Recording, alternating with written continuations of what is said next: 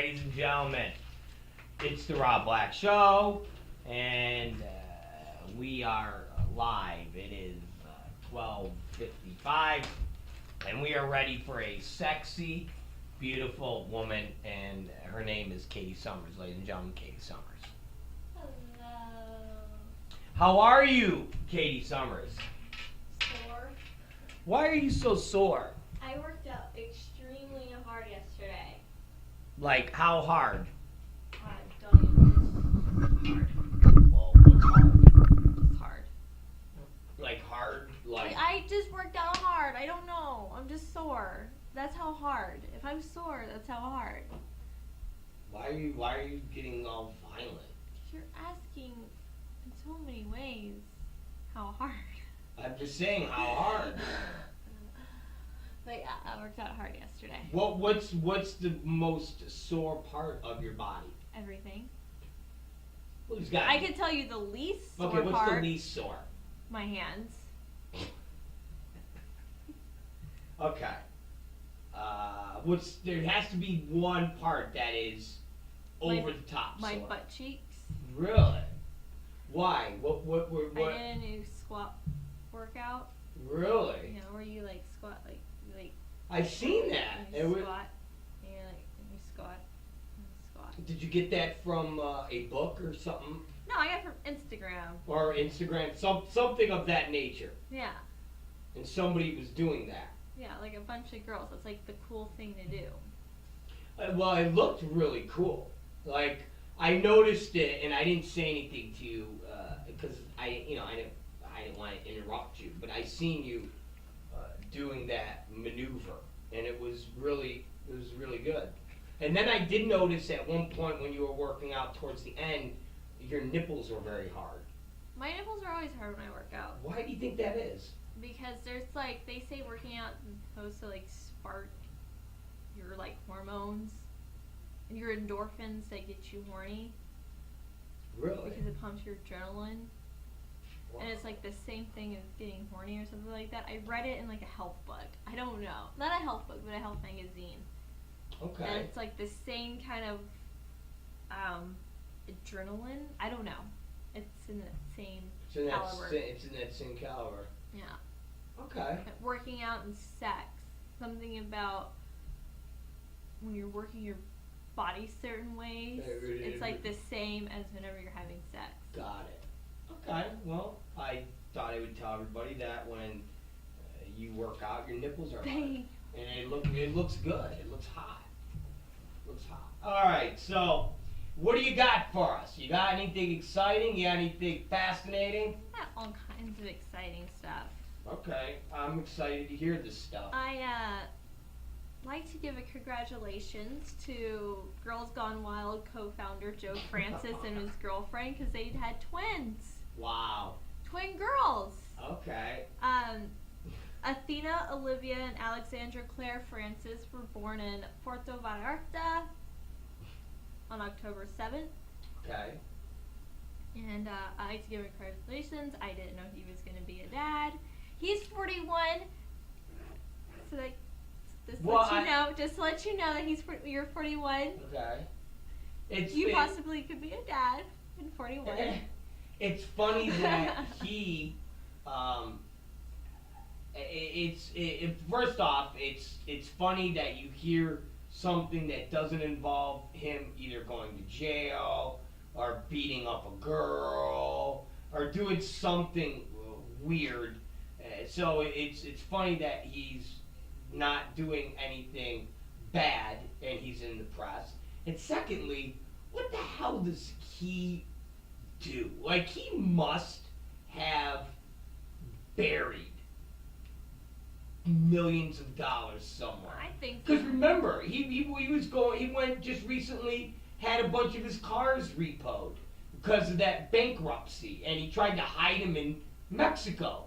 He tried to hide Bentleys and stuff like that, and the judge ordered him to give them up to the bankruptcy probators or whatever the hell they're called, because that was part of the bankruptcy, and he was trying to claim that no, it wasn't, So I mean, he's involved in bankruptcy where he's losing cars. So he had to have stashed money away that nobody knew about because he lives still like a millionaire.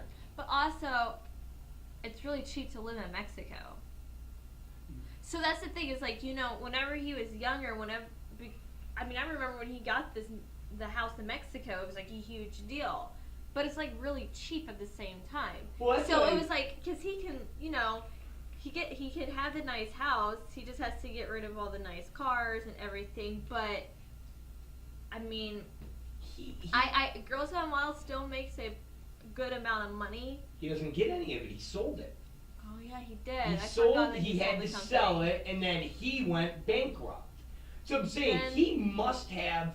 Then he stashed away enough money so he can live on it. Yeah, he must have bought a house in Mexico. Like you said, he must have bought it. He must have then buried money out there. Mm-hmm. He's got money buried somewhere. Rather he put it in someone else's name that he trusts. That he said, hey, when things are going good, I'm going to put you on payroll and I'm going to give you millions of dollars, and just remember, it's my fucking money, and I'm gonna collect it. So. Well, also remember, like, I think he does business with Kardashians because he's like super close to them. Like he's like really good friends with Kris Jenner. Like she loves the guy to death. They always when they go whenever you watch the Kardashians and they're in Mexico, they're always hanging out with Joe, and Joe Francis is always blasted on that show. So I'm like, he must make some kind of money with like E or whoever with the Kardashians, whatever. They must be like in a business thing. I don't know, but I do know that he's like really good friends with Kardashians. He's definitely a shady guy. When you're going to jail for assault and you're being sued. Remember, he got sued by, I think it was Mirage, by Steve Wynn. Because he reneged on a bet. He wouldn't pay his gambling debts. I mean, the guy owes money. So if you owe money and you're in bankruptcy and judges are taking your luxury cars away, but yet you're still living high on the hog and you're on reality shows and you're on Real Housewives of Miami and you're at parties, those people and people like Kris Jenner, they're not gonna let some broke dick dog motherfucker hang with them. They're not gonna let somebody pretend that they are still wealthy and have connections hang with them. Those are the types of people that once you're at the bottom, they don't hang with you. They don't hang with somebody that's like, hey man, can I borrow $50? You're done. So he's got to have money buried, or like I said, has somebody close to him that has the money. So like he's with somebody that has a bank account that has $10 million in it because he put stuff in their name. I bet it's the Kardashians. He put things in their name. When shit was good, he went, hey, I'm going to buy you this house. I'm going to buy the house, but you're going to put it in your name, just in case something happens. And they went, okay. So they have, there's stuff that he owns technically, but it is in other people's names. It has to be, because he lives too well for somebody that has to give cars to judges because he has, to pay debt. Anyways, congratulations, Joe Francis. I always thought he was gay. So. Sure, a lot of people did. Whenever I see him on that Miami housewife thing that you showed me, he's so over the top. Like, just even how he stands and he talks like kind of real soft like that. Like, why are you so crazy? Yeah, like, why are you so crazy? Why are you yelling at me? It shouldn't be so trashy. Yeah, it's just very... And it's weird how he, talks, because it's like, dude, you realize that you were in lawsuits with, moms, right? with like having their 17-year-old girl flash you. So why would you tell a girl stop? Why are you not being classy or stop being so trashy? Like, it's so weird. Just very bizarre. Very weird. Okay, what else you got? I want to say you got a lot of shout outs, don't you? Almost congratulations. You're just congratulating everybody. Well, everyone deserves a congratulations today. Okay. It was a congratulational day. All right, go ahead. Jay Leno Leno might have a new show. Really? Yeah. Well, I knew that was gonna happen. But it's not a show that you think. It's a, hey, take a look at all the cars that I absolutely love on CNBC. Yeah, I don't care if he's got a show where he's playing with his balls. Jay Leno is a young guy who was basically forced out of the Tonight Show role because he's just old, and it was Jimmy Fallon's time, and Lorne Michaels has deals with NBC. You know, he's the head guy there, and he's got stroke, he's got pull, he's able to say, hey, I want this person to do that. Listen, you don't have that many Saturday Night Live people in high-profile positions on that network unless you got stroke. He is friends with the president. He's friends with those people. You don't have Jimmy Fallon and Seth Meyers as being your 1 and 2 guys for late night. I mean, that's a big deal. I mean, Lorne Michaels has his own people controlling late night. And if you think about it, Lorne Michaels controls late night television Monday through Saturday. Yep. So Monday, Tuesday, Wednesday, Thursday, Friday, it's Fallon and Myers, and then Saturday is Saturday Night Live. And then he also produces a bunch of the shows that are on NBC. Yeah. So it's Sunday night when they have, like their start of the TV shows, it's produced by Lorne Michaels.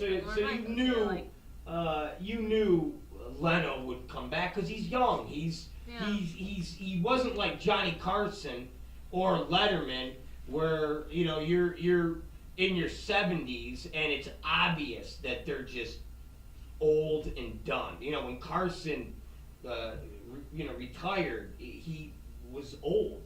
Johnny was like, I'm done. And it wasn't like he stayed around on this earth for another 20 years after he retired. Johnny Carson died, relatively soon after he retired from doing the Tonight Show. I mean, he died like a month later, but it wasn't like he lasted 20 fucking years and then he died.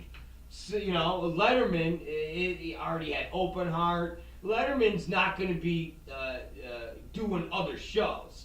Letterman's done. It's like, I'm done. It's over. I'm going to play with my kid, my wife. I'm done. Leno, still young. He does comedy now. He travels and does stand-up comedy still. So you only knew it was time before somebody was like, Jay, you want to do something? And he was like, yeah, sure, I'll do something. Yeah, what do you get? I don't want to do a talk show, but I'll do something. So now they got him. That's the greatest impression. Yeah, okay. So now he's got a show about cars. It's like cars that he likes. It hasn't been completely official yet. They're in the talks of it. Yeah, it'll be something like that. Yeah. So I always liked Jay Leno. He is. I mean, I like Letterman better, but Leno was cool. Leno was funny. Like I could watch Leno. I watched him and was like, Leno's funny. Hate Conan. Ugh. I know. Conan, horrible. Out of the new group, I like Seth Meyers. Seth Meyers is good. I never watched Jimmy Fallon, so I can't really say, Jimmy Fallon's good. But I do like Seth Meyers. Seth Meyers is hilarious. I like Jimmy. I guess to me, Jimmy Fallon is so. I don't know. To me, Jimmy's very stagey. It's very like, we're gonna still do skits, guys. It's like. Well, you know what? I don't dislike Jimmy Fallon, but I guess I find him maybe oversaturated. I guess you could say like almost to me like a jump the shark, where it's like, okay, that's a good, that you did good, that's good, okay, that's a good skit, that's good, but now it's like so overplayed. Yeah. So like when he did the whole Brian Williams rap thing, it was like, okay, that was creative, but then it was like they would do it over and over and over. Things that he does, he does it over and over and over. His love affair with Justin Timberlake. Oh. It's like, okay, you guys had like, you know, a funny little bit that you guys did, and you do, you know, the bit of being like we're butt buddies, but now it's like it's obnoxious. The iPhone commercial, it's just obnoxious. To me, Jimmy Fallon does something too much, and it becomes obnoxious. Yeah. That's like, to me, Seth Meyers is just enough. That's my vibe. But hey, who am I? I like Seth Meyers. I always like Seth Meyers. Like he was great on, you know, Weekend Update. That was hilarious. And even with the show, it's like that same feel, except it's him. Yeah. Like, you know, that's the cool thing, is he like didn't take away from the Weekend Update. He just added a musical guest at the end of it. Yeah. Yeah, exactly. You know, I guess when I see Fallon and he's doing the pie eating contest with like Glenn Close. Yeah. It's like it's so over the top with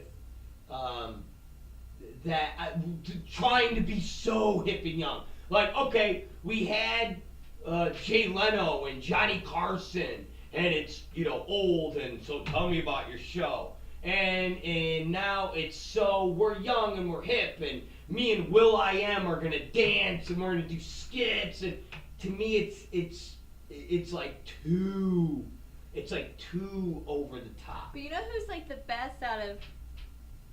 I just remembered. You know who's like the ultimate though? It's Kimmel. Yes. Kimmel's the best but he's also been doing it for a really long time. To me, you know, Kimmel so it's like he has a perfected. good mix, and he's more like Letterman. Like, to me, Letterman was that perfect blend. You never really watched Letterman, but when Letterman was younger, he was goofy. I mean, he did things that were very Fallon-like. Letterman dressed in a suit of Velcro once, and jumped on a trampoline and stuck himself to a Velcro wall. Did stupid shit like that. Made a suit of Rice Krispies and submerged himself in a big giant bowl of milk. Things like Letterman did stuff like that when he was younger. Yeah. He did those bits that Fallon does now, but Letterman didn't do it every night, and he didn't engage in goofy bits with guests every night. It's just, you gotta, you know, at some point people will get numb to it. Some point people get used to it, and then it's not funny, it's not exciting, it's not new anymore. It's just like, same thing. And to me, I think it comes a point where it's like, you know, it's cool whenever you're in your 30s, but all those guys are like in their 40s, you know, so it's like, it's kind of not cool to like stuff your face in different foods when you're like 40 years old. Well, it's not cool when you're Glenn Close and you're like 70 doing it. It just, I don't know, I felt bad for her. I know. I felt like if she said no, she'd look like a jerk. But her doing it when everybody goes, oh, it makes her look hip and young, and it's like, nah, I think it made her look kind of silly. Like, I don't know, it just, to me, it didn't make her look hip and young. It made her look silly. There's things you could do when you're older that make you look hip and young, and then there's things you could do that make you look silly. I thought that was one of those things that made her look silly. But They hey, both look silly. we're doing an internet show, and Jimmy Fallon makes millions of dollars, and he's on NBC, so who are we to talk? Yeah, Anyways, well, you also gotta think he's sucking the teats of Lorne Michaels. I know. Anyways, what else you got, my little teatster? Amanda Bynes. I love Amanda Bynes. She was at Gilded Lily nightclub in Chelsea on Monday. Right? What was she doing? She was dancing. She's like, "Woo, I'm Amanda Bynes. I'm back. Look at me. I'm so cool. I'm awesome. I'm hip. I have blonde hair. Woo." And then all of a sudden, people are like taking pictures of her, like just random people like taking pictures at the nightclub. And all of a sudden, like she's like, "I'm getting tired of all these people taking pictures of me," and then attacked like a random woman that wasn't doing anything. Like just standing there kind of looking at her, like just watching her, like smiling, and all of a sudden, like Amanda Bynes attacked this woman and like scratched up her face, scratched up her neck, and like left. And then like the woman was like, "I love Amanda Bynes. I'm not pressing charges." Oh, really? Yeah.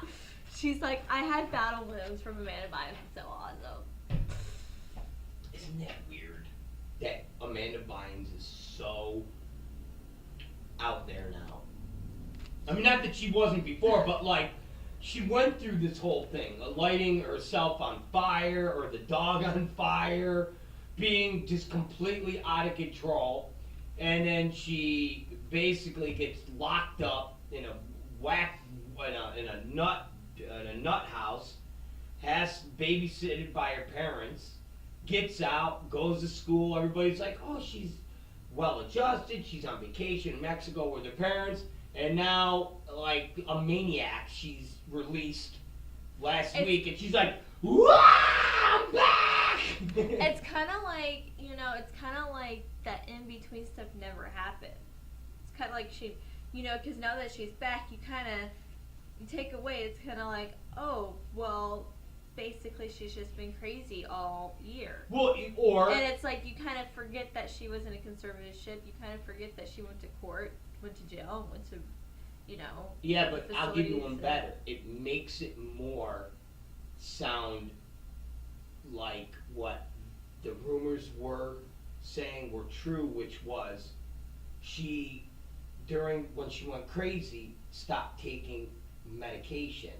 So it makes it sound like she got locked up and then had the conservatorship, and that period she went back on her meds.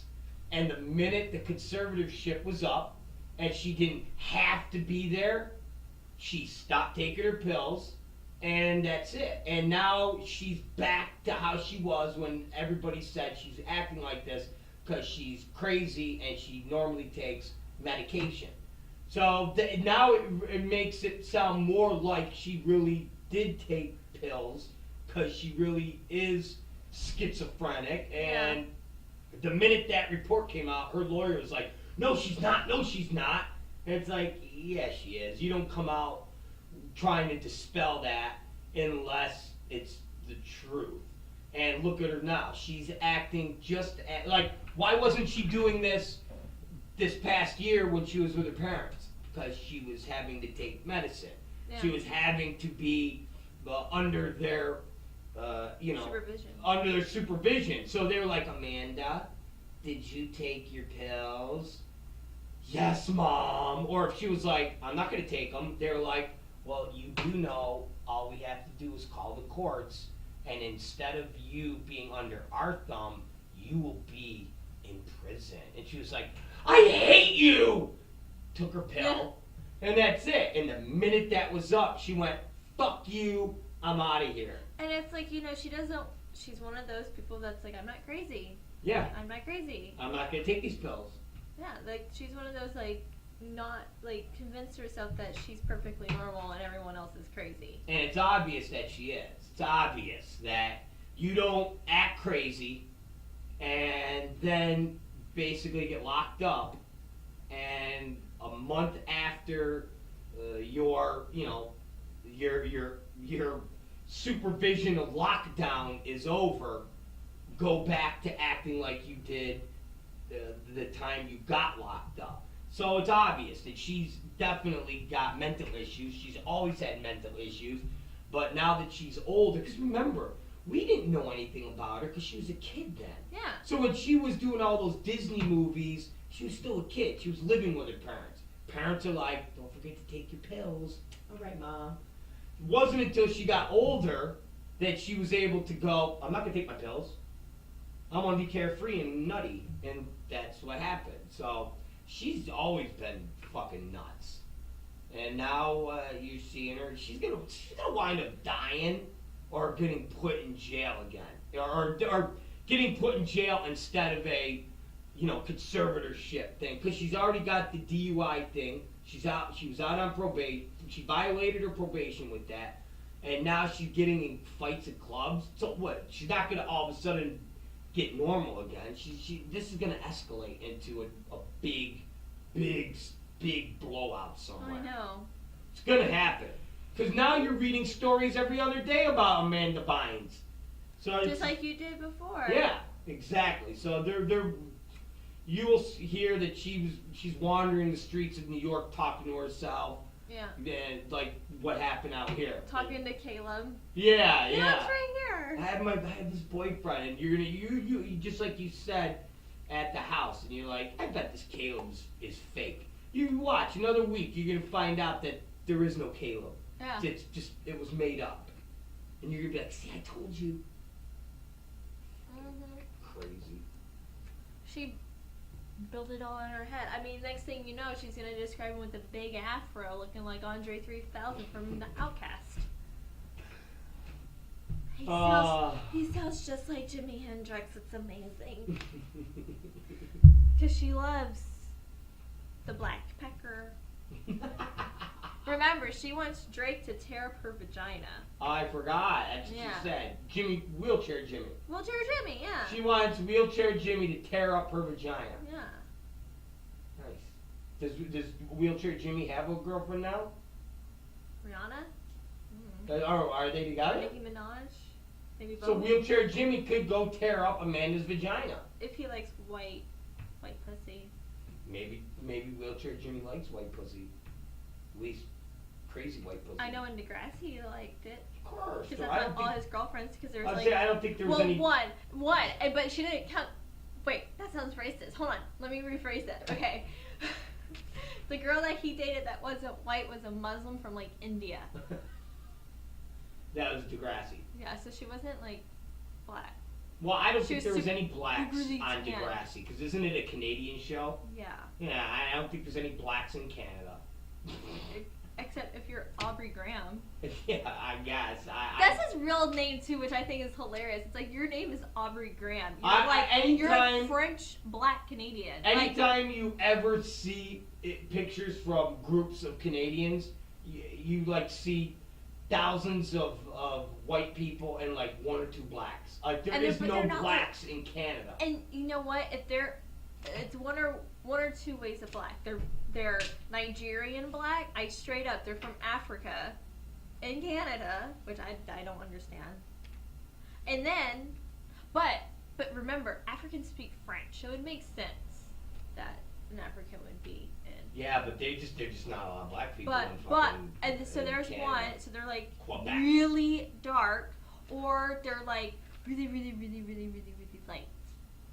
It's kind of like whenever Lennox Lewis, the boxer, busted on the scene, and he's an English. Well, he's an English black guy. He's a 6'6" black guy with dreads. It's like, Good evening, governor. Yeah, I'm the greatest champion in the world, and you're like, is that Ricky Gervais? Oh, it's a giant black guy, and not like light-skinned black. Lennox Lewis is black, like you fucking. Like Seal? Yeah, Feels pretty maybe dark. not as pretty much Feels pretty big dark. dreads, but yeah, he would talk like this.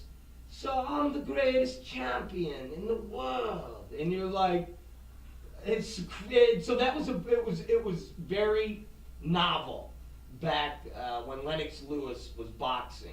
That because I never seen a black Englishman, I never seen anybody from England talk. It still trips me out And whenever. they're black. I've never seen that, and I It's still so don't see trippy. still don't see a lot of it. But Lennox Lewis made it like really was like here because he was the world champion boxing, like beat Mike Tyson, he beat everybody. Yeah. Beat everybody. I mean, he was pound for pound.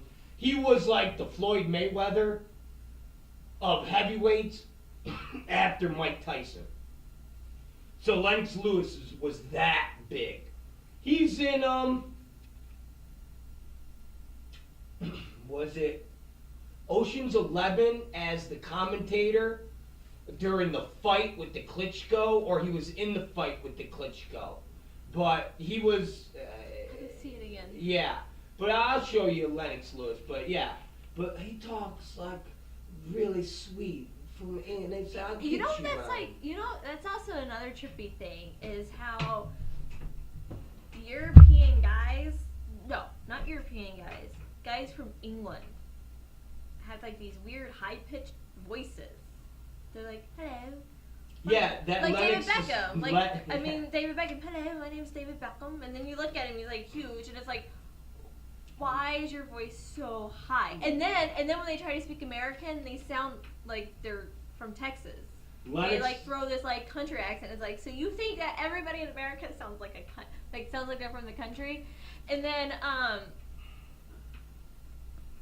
yeah, it totally trips me out because then you go around, Ireland and Scotland, and their voices are like this, and they're like, "You want some beer, mate?" And you're not mate, 'cause that's Australia, but they all have these deep voices, and they're like from Ireland, and then you like take an Englishman, and you're like, "Wow, your voice is very high." yeah, Lennox Oh. is very, very.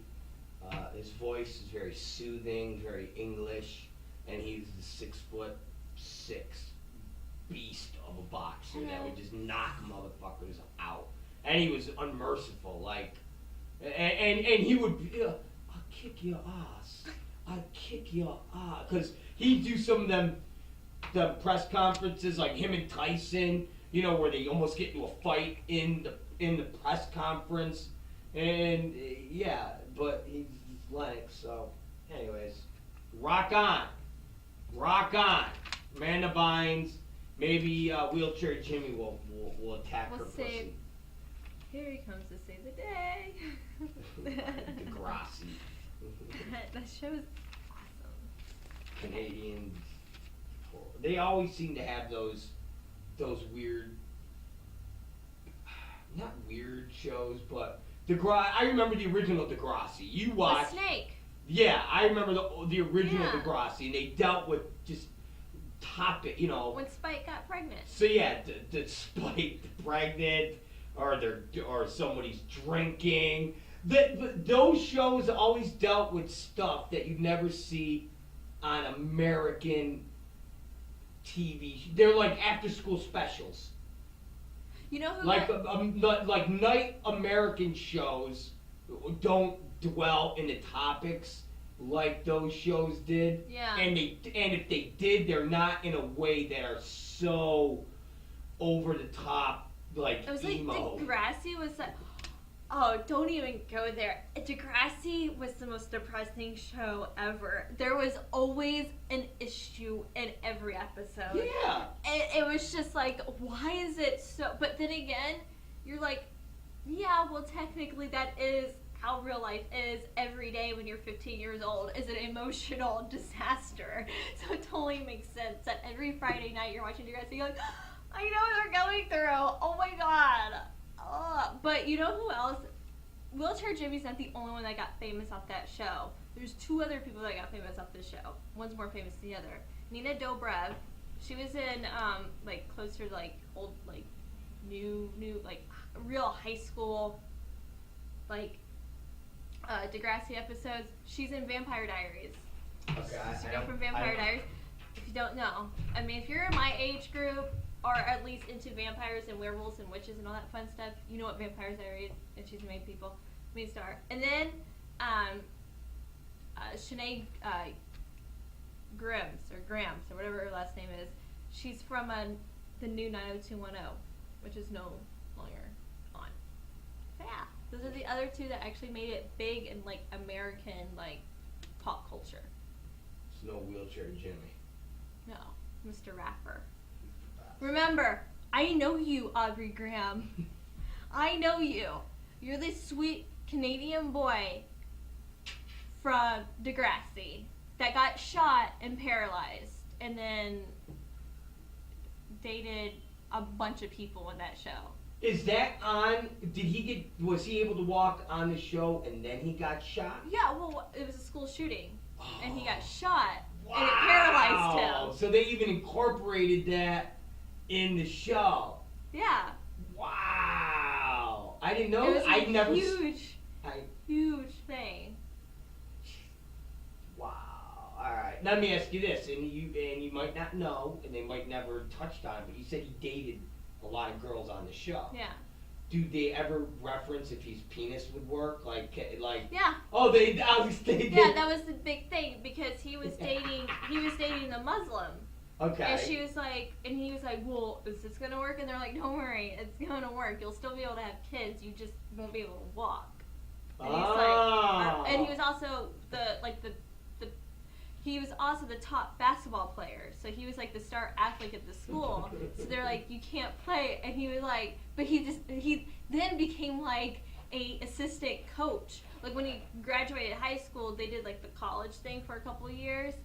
And he was on there being like a coach and would like teach the freshmen, how to play. And there was like this whole drama because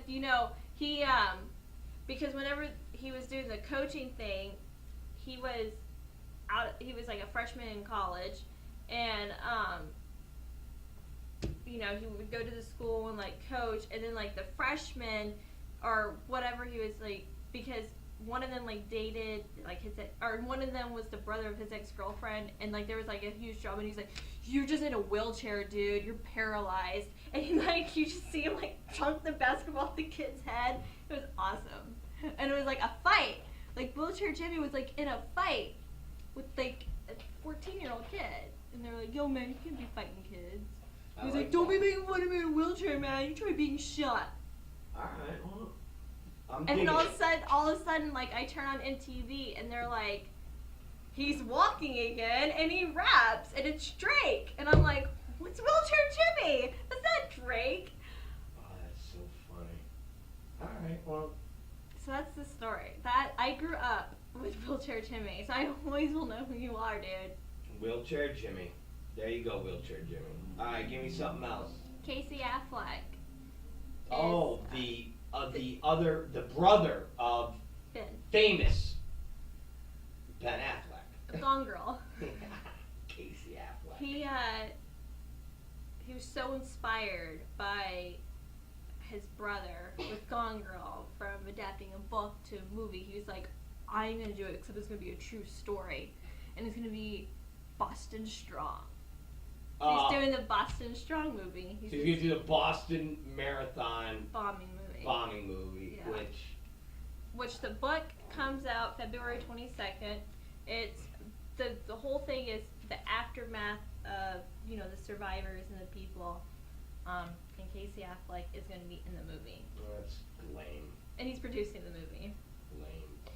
Yeah. Okay, at one point it's funny because at one point Casey was really excited because there was that period when Casey burst on the scene and people were like, oh shit, he's way better than Ben.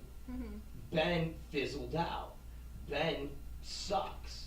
And there was this brief period where it was like Casey Affleck, and he started doing... What movie was he in?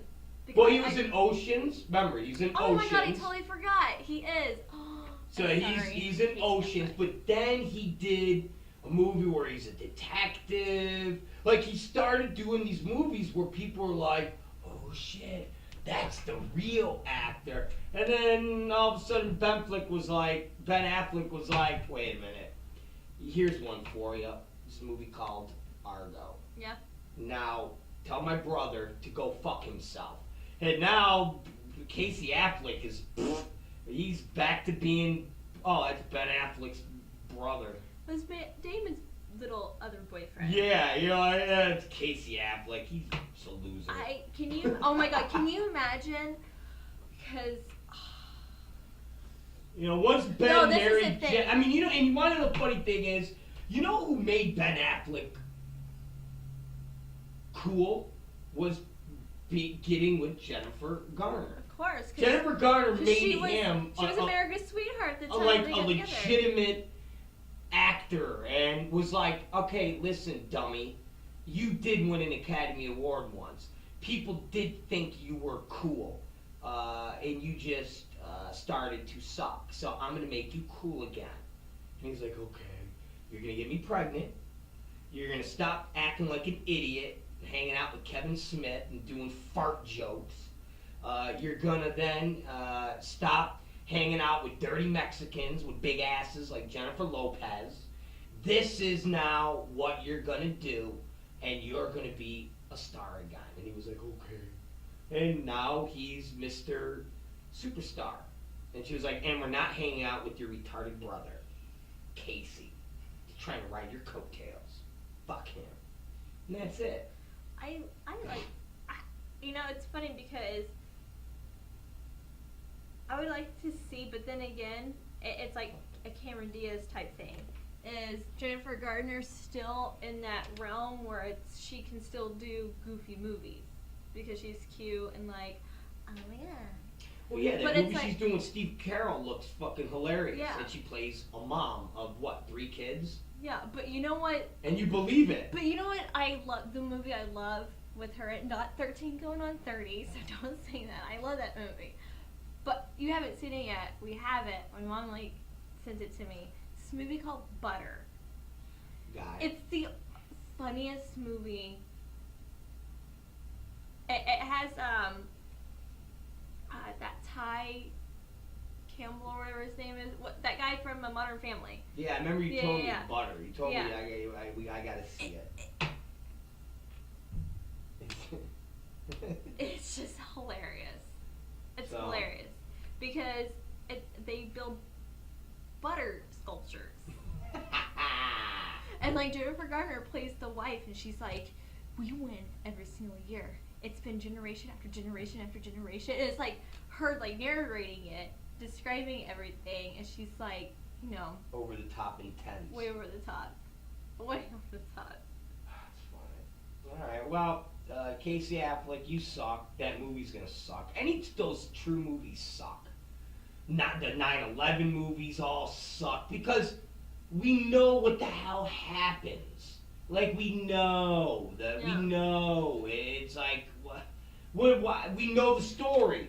And the thing is, the stories have been played out on every news channel because every news channel has done some type of special about the story. So CNN, MSNBC, Fox, everybody's done, this is 2 hours inside the Boston bombing. And it's witness after witness after witness, reenactment. They do everything. So what the fuck are you going to see a movie? A bunch of $1 million actors reenacting this tragedy that we all saw unfold on live TV, and now we're going to watch a movie of these actors who've never been in any of these situations in their life. Casey Affleck would not know what the hell to do if he was at a marathon and shit blew up and he had no legs and he's crawling around looking for his limbs. It's just like when you see war movies that are about a real situation and you're seeing actors depicting these things and you're just you're a big pussy in real life and you're out there pretending you're something. fictional's fine, but when they're like, I'm playing this, Hurt Locker was believable because there was no, it wasn't a true story in the sense of this is a story about this one particular guy, and here's this dramatic thing, and blah, blah, blah. It was like, here's a story about these dudes who got to go in and disarm bombs. Yeah. And it was a story about that. So it was believable. And what is his name? Jeremy Reamer, whatever his fucking name is, didn't come off like I'm some fucking macho Rambo. It was more like I do this fucked up job.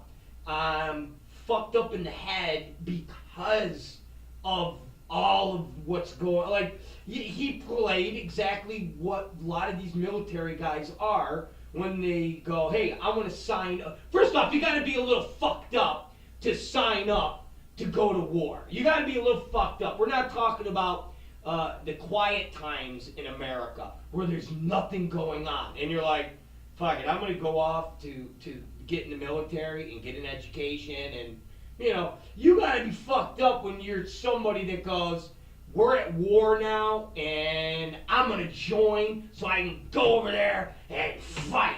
You got to be a little touched in your head where you're like, dude, you're signing up to go to war.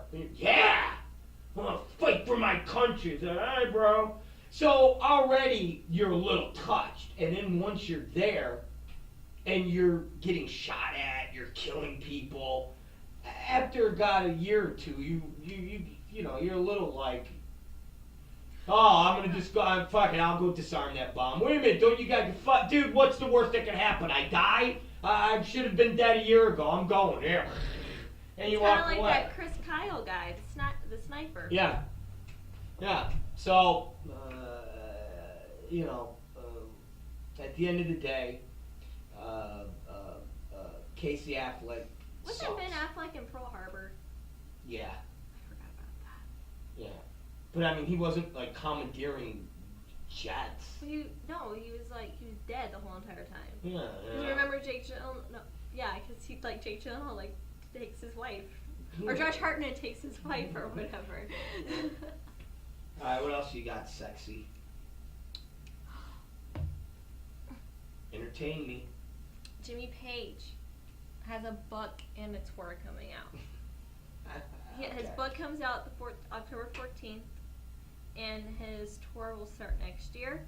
The book is called Jimmy Page, obviously. And it's like a remastered of the book he already had that came out a couple years ago. And he goes, there's so much more you guys need to know, okay? Okay. So it's more detailed. Lame. Has more pictures. Lame. And then he remastered the Led Zeppelin catalog, and he's like, I'm ready to play. I know everybody's ready to watch me play, and I'm ready to watch me play. So I'm going to play. 7 years old, yeah. And he's going to probably try to find a singer that sounds like Jimmy Plant, I got to imagine. Yeah. Or Robert Plant. Robert Plant said he ain't touring, he ain't doing it. Robert Plant, it's funny, it's a big debate.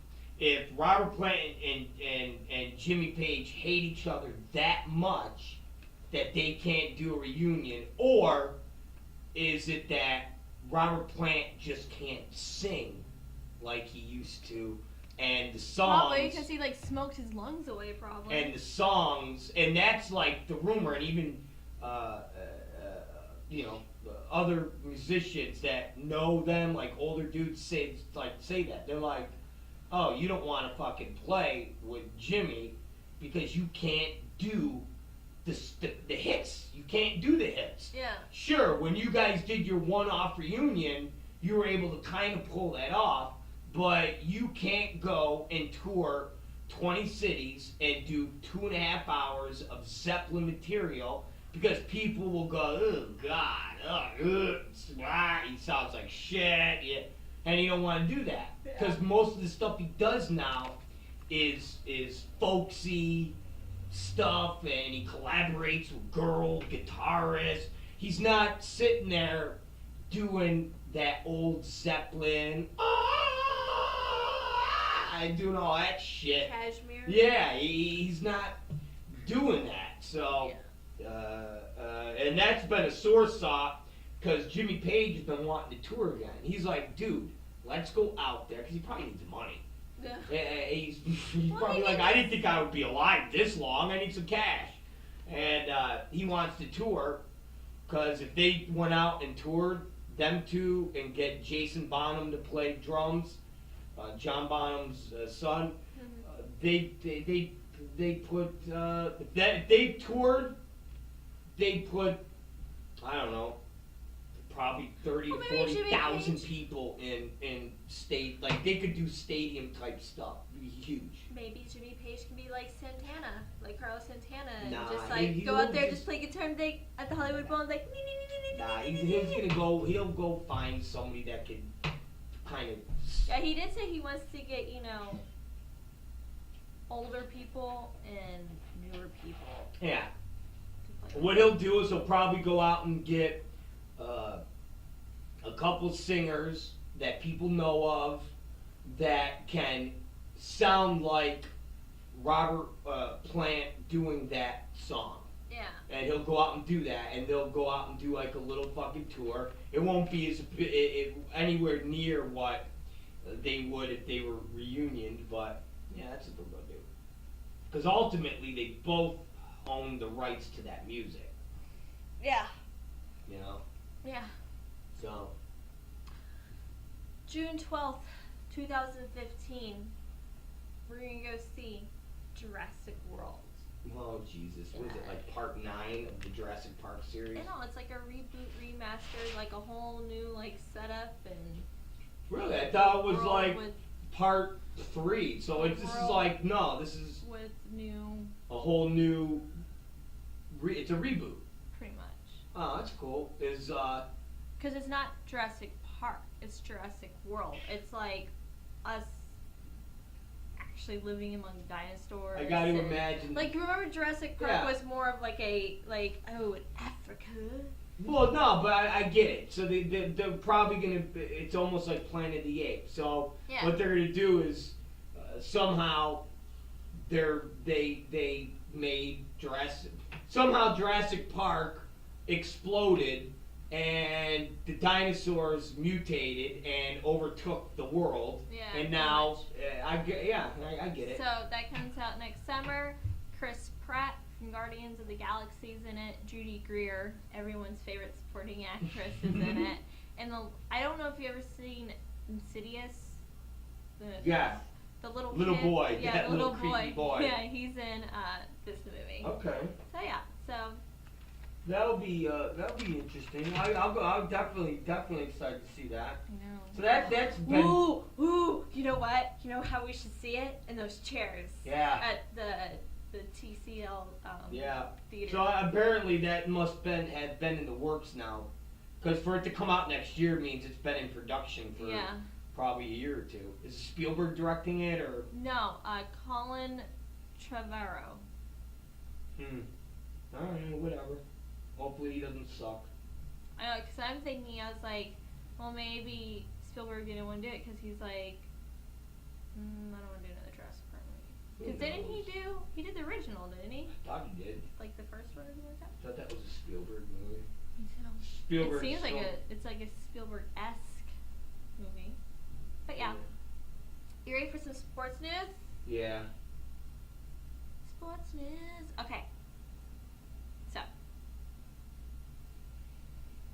Adrian Peterson had court today. His trial is set for December 1st. His lawyer, Rusty Hardin, wanted it closer to Thanksgiving, or before Thanksgiving, and the judge, she was like, no, you're going to have to wait till December 1st, because I have a bunch of other cases to deal, but if they all go pretty fast, then yeah, maybe you might get a boost. But December 1st is the trial. He agreed to not seeing his child till everything's done, to the proceedings, the case is over with.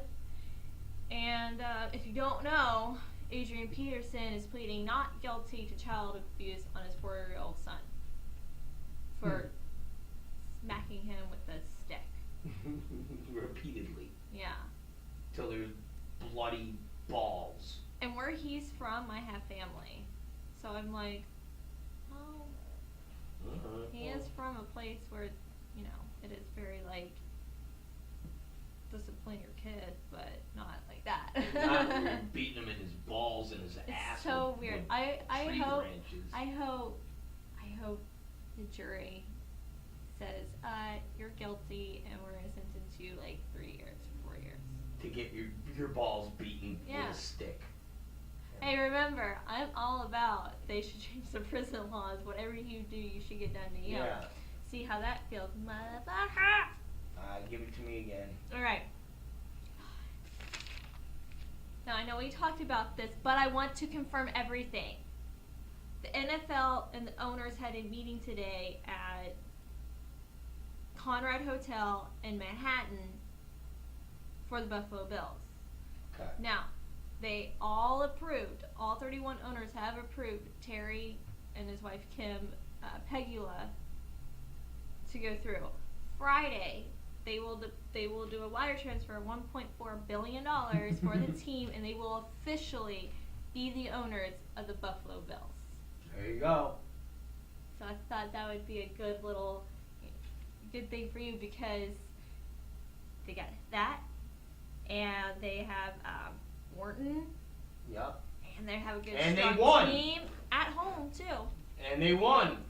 I wonder, do you think they'll get a new stadium, or do you think they'll keep the stadium? They'll eventually get a new stadium. They're gonna keep Buffalo in Buffalo. Oh yeah, but like have the city buy. Yeah, they'll build a new stadium. Of course they will. 100% they will. 100%. That stadium has been there. Oh my God, that stadium's been there forever. And with them buying the team and keeping it there, the city of remember, a lot of it has to do with the city and the people that live there kicking in. A lot of times, a lot of these cities go, hey, we're gonna raise a sales tax for 2 years to help pay for the stadium, and people get outraged. If they decide that they're going to build a stadium and they want the people of Buffalo to chip in, they will. Yeah. Because everybody was distraught when the team was going to move, and there were petitions and there was an outrage. They have the will of the people now for them to go, hey guys, now we need to build a stadium. We just bought the team for $1.4 billion, so Bon Jovi didn't take it to Toronto, or Donald Trump didn't make it his, playground.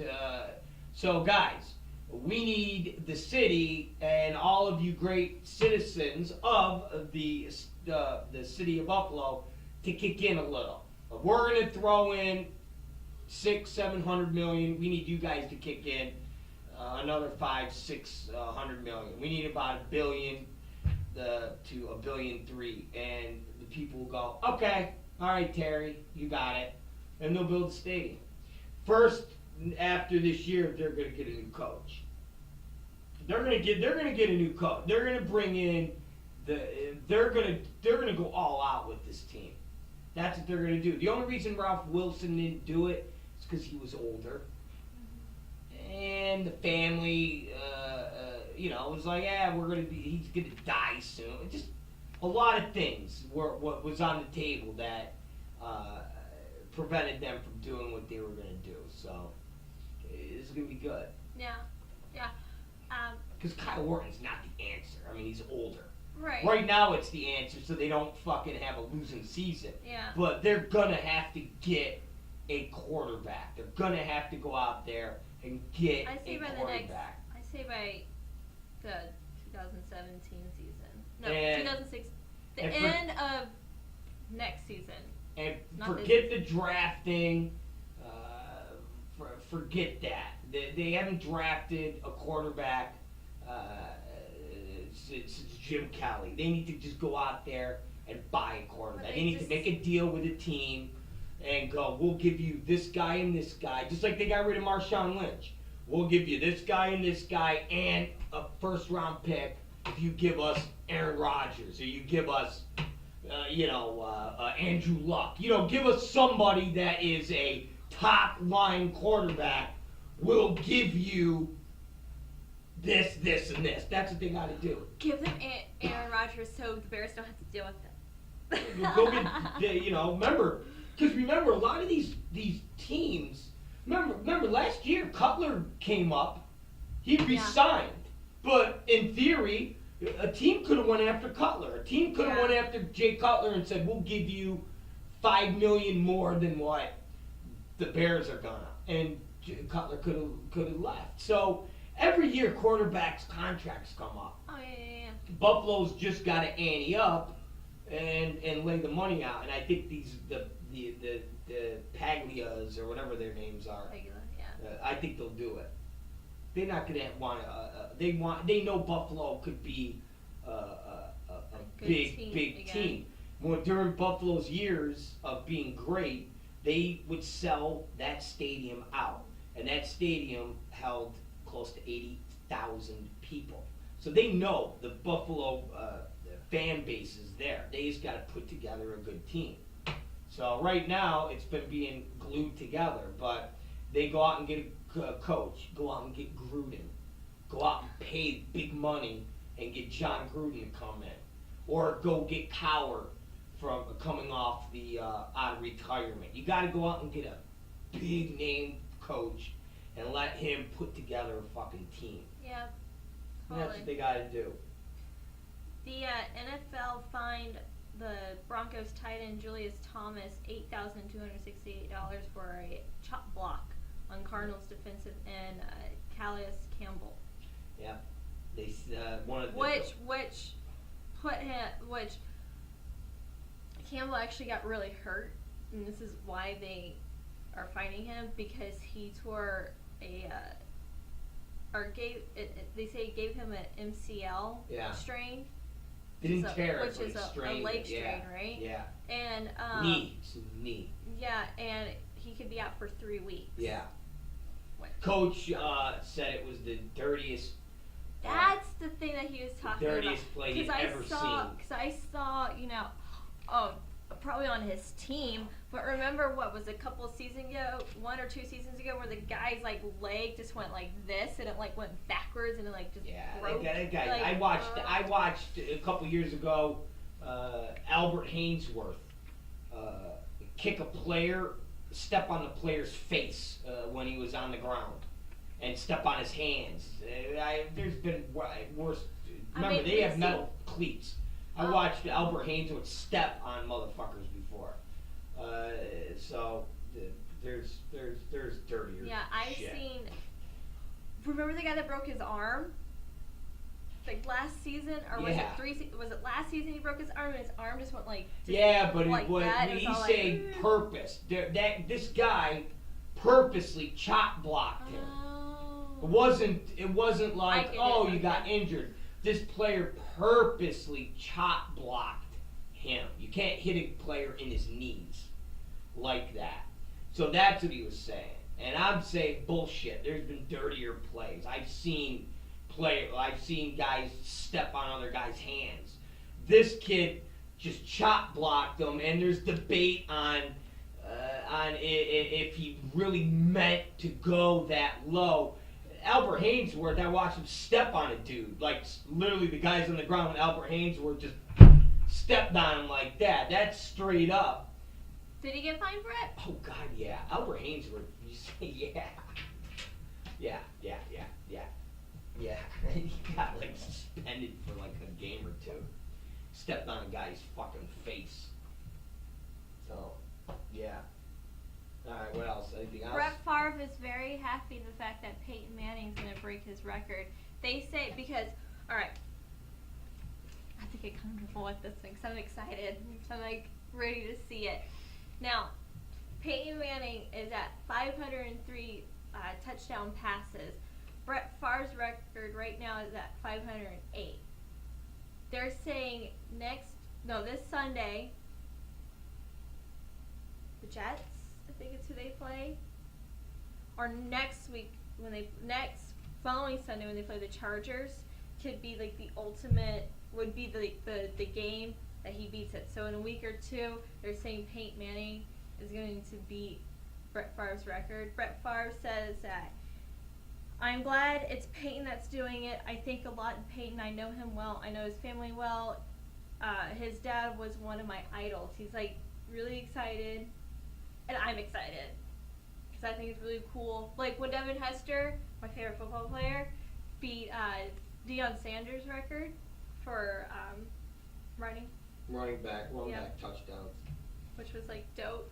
And that's what sucks is the Bears fucked up hardcore with that.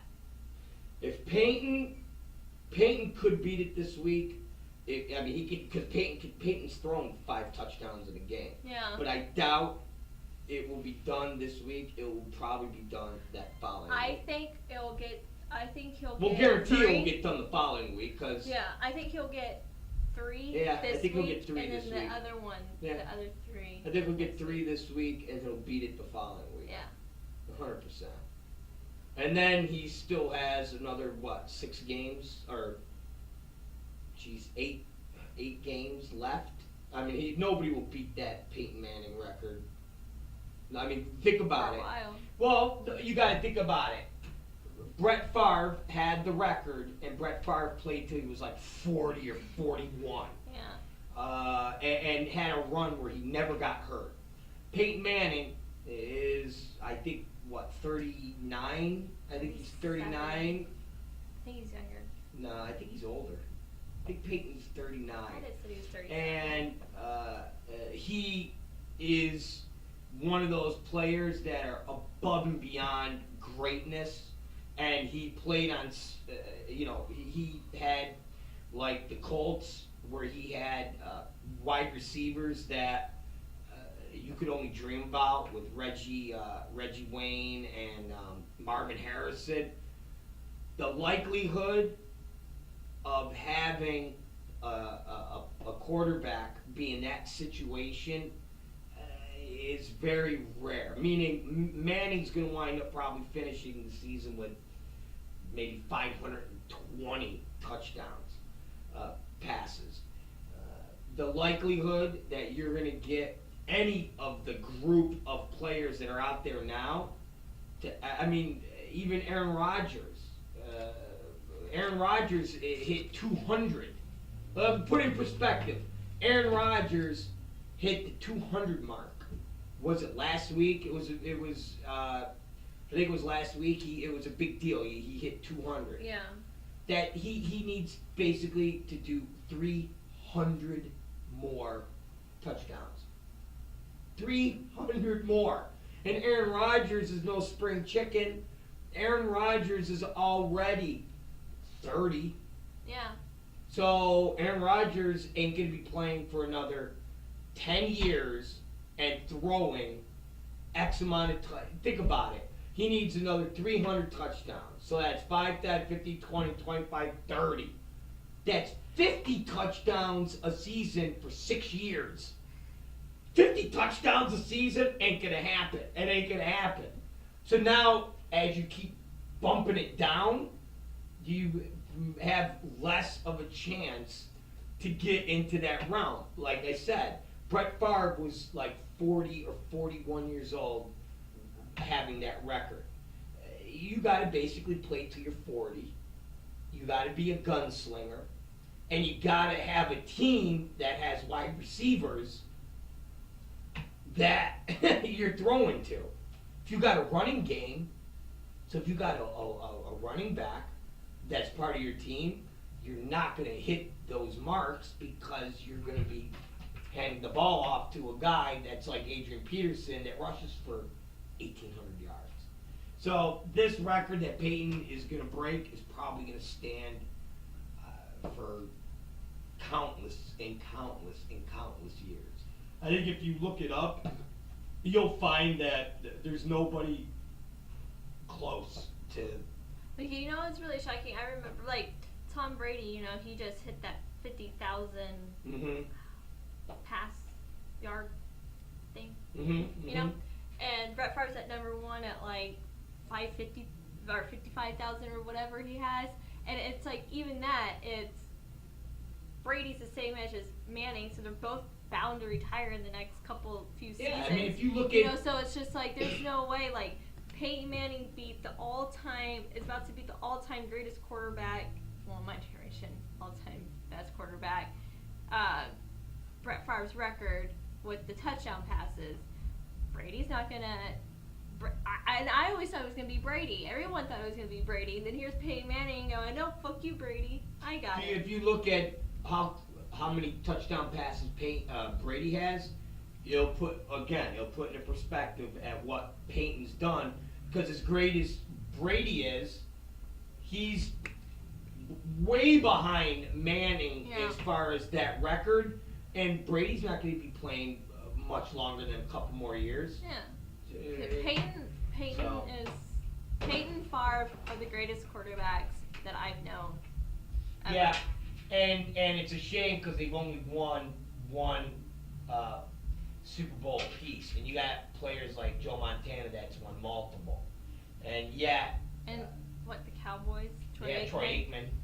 So, all right, that's it. That's the show, ladies and gentlemen. It's 2:08 p.m. and the music is starting to play, so now we have even more noise in this studio than we normally do. So we're done. Katie Summers. Blah. And I am Rob Black. We'll see you guys tomorrow at 11.